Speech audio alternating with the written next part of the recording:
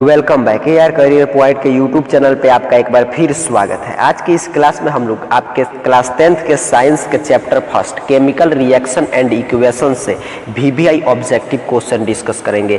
ये सभी प्रश्न आपके मैट्रिक बोर्ड परीक्षा के लिए अत्यंत ही महत्वपूर्ण है। यदि आपके परीक्षा में इस चैप्टर से कोई ऑब्जेक्टिव प्रश्न पूछेगा तो ये 30 प्रश्न में से ही रहेगा, इसलिए ये प्रश्न आप अच्छा से पढ़े तो इसका आंसर दीजिएगा। अभी टेस्ट चल रहा है तो या कभी भी आप देख रहे हो इसका टेस्ट नीचे जरूर आंसर दीजिएगा। साथ ही जब टेस्ट खत्म होगा तो बताइएगा कि आपके 30 में से कुल कितने प्रश्न आपने सही किए।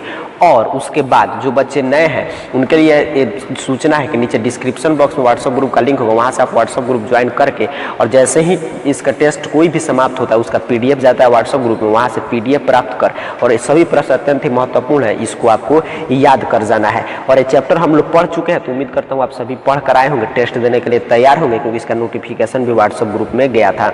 तो आइए शुरू करते हैं केमिकल रिएक्शन इक्वेशन से वीवीआई ऑब्जेक्टिव प्रश्न। आप लोग तैयार हो जाइए, सभी प्रश्न का आंसर आप लोगों को सब किसी को कमेंट करना है और उसके बाद अंतिम में बताना है अपने नाम के साथ कि नीचे कमेंट बॉक्स में कि आपका 30 में से कुल कितना प्रश्न सही हुआ। यहाँ पे इंस्ट्रक्शन दिखाई दे रहा होगा, इसका इतना ही मतलब है कि सभी प्रश्न अत्यंत ही महत्वपूर्ण, आपको इनको याद कर जाना है। चलिए पहला प्रश्न आ गया, आंसर देने के लिए तैयार रहिए। कह रहा है श्वसन किस प्रकार की अभिक्रिया है। चलिए जल्दी से बताइएगा, आपसे पूछा है श्वसन किस प्रकार की अभिक्रिया है। ऑप्शन आपको दिखाई दे रहा है, फास्ट आंसर कमेंट कीजिए। चलिए इसका सही आंसर होगा ऑप्शन ए, श्वसन उपचयन अभिक्रिया है। कौन अभिक्रिया है? उपचयन। तो इसका सही आंसर हुआ ऑप्शन ए। चलिए आगे बढ़ते हैं, दूसरा नंबर प्रश्न आ गया। कह रहा है दूध से दही बनना कैसा परिवर्तन है। दूध से दही बनना कैसा परिवर्तन है आपको बतलाना है। ऑप्शन आपको दिखाई दे रहा होगा, फास्ट कमेंट कीजिए क्योंकि इसमें कुछ समय नहीं लेना है। चलिए जल्दी से आंसर कमेंट कीजिए, दूध से दही बनना कैसा परिवर्तन है। बिल्कुल सही, इसका सही आंसर होगा ऑप्शन बी, रासायनिक परिवर्तन है। कौन सा परिवर्तन है? रासायनिक परिवर्तन है। चलिए तीसरा नंबर प्रश्न आ गया, बहुत आसान प्रश्न है, मैंने आपको बताया था। चलिए जल्दी से आंसर कमेंट कीजिएगा। कह रहा है आलू चिप्स की थैली में कौन सी गैस भरी रहती है। चिप्स के थैली में कौन सा गैस भरा जाता है? विकृत गंधिता। मैंने कल ही आप क्लास में आपको चर्चा किया था। जल्दी से आंसर कमेंट कीजिए, क्या सही आंसर होगा। बिल्कुल सही, इसका सही आंसर होगा option B, nitrogen. Nitrogen gas oxygen को निकाल कर नाइट्रोजन गैस भर दी जाती है ताकि आलू के चिप्स जो है खराब नहीं हो। चलिए चौथा नंबर प्रश्न आ गया आपके सामने। कह रहा है सिल्वर क्लोराइड AgCl का रंग क्या है। आपको बताना है सिल्वर क्लोराइड AgCl का रंग क्या है। बिल्कुल आसान प्रश्न है, जल्दी से आंसर कमेंट कीजिए। बहुत अच्छा, इसका सही आंसर होगा ऑप्शन ए, श्वेत। क्योंकि ऐसे भी आप जानते हैं सिल्वर श्वेत ही रहता है, तो सिल्वर क्लोराइड का रंग भी क्या होगा? श्वेत होगा, यानी सफेद होगा। चलिए पांचवा नंबर प्रश्न का आंसर देने के लिए तैयार हो जाइए। कह रहा है जब मैग्नीशियम फीता को जलाया जाता है तो उत्पन्न आग की लौ होती है। मैग्नीशियम के फीता को जब जलाते हैं तो जो लौ होती है उसका कौन सा कलर होता है आपको बतलाना है। जल्दी से आंसर सबको कमेंट कीजिए, तभी टेस्ट देने से फायदा। और ये सभी प्रश्न अत्यंत ही महत्वपूर्ण है।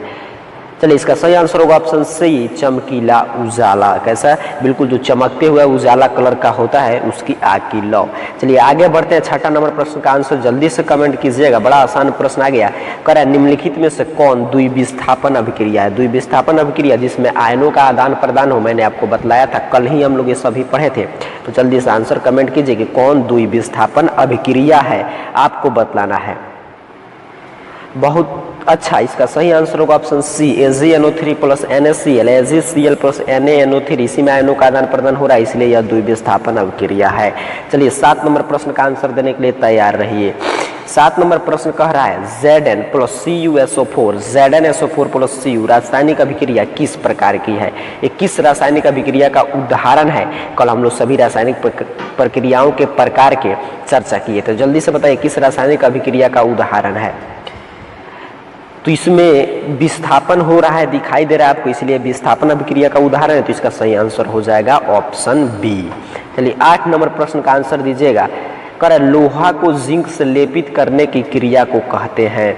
बहुत ही आसान सा प्रश्न है, पूछ रहा है लोहा को जिंक से लेपित करने की क्रिया को क्या कहते हैं।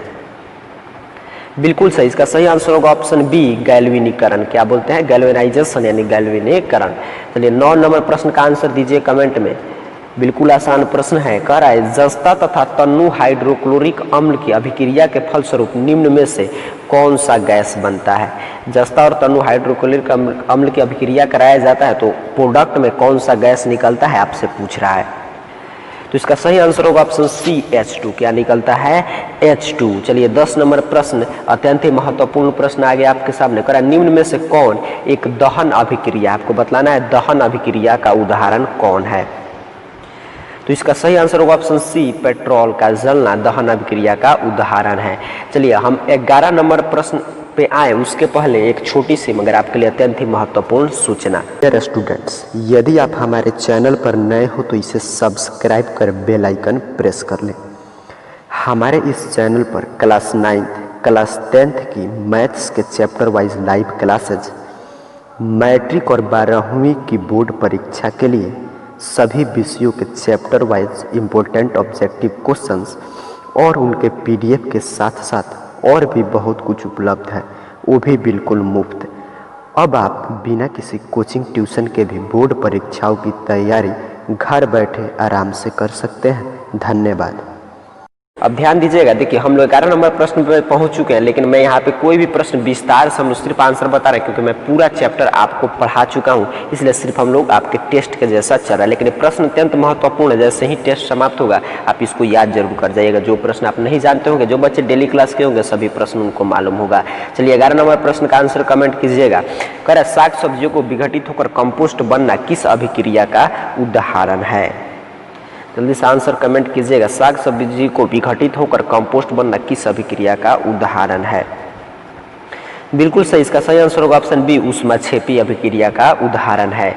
चलिए 12 नंबर प्रश्न आ गया, आंसर कमेंट कीजिए। करा निम्नलिखित अभिक्रियाओं में अपघटन की अभिक्रिया कौन है। आपको अभिक्रिया का उदाहरण दिखाई दे रहा है, आपको बतलाना है कि इसमें अपघटन अभिक्रिया का उदाहरण कौन है।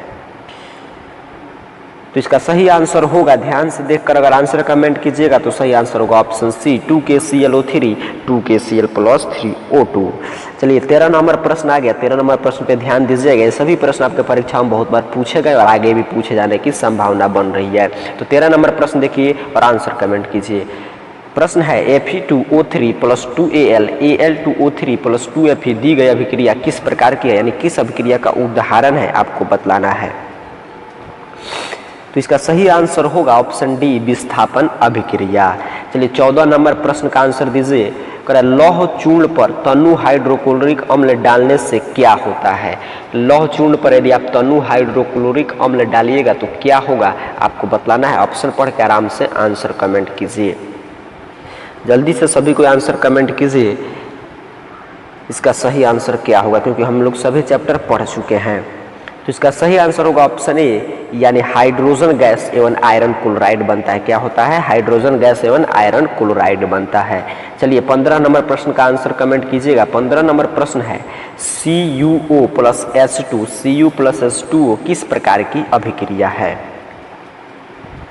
बिल्कुल सही, इसका सही आंसर होगा ऑप्शन बी अपचयन। कौन किस प्रकार की अभिक्रिया है? अपचयन अभिक्रिया का उदाहरण है। चलिए 16 नंबर प्रश्न का आंसर कमेंट कीजिएगा। 16 नंबर प्रश्न आ गया, बिल्कुल आसान प्रश्न है। इलेक्ट्रॉन के स्थानांतरण से बने यौगिक कहलाते हैं।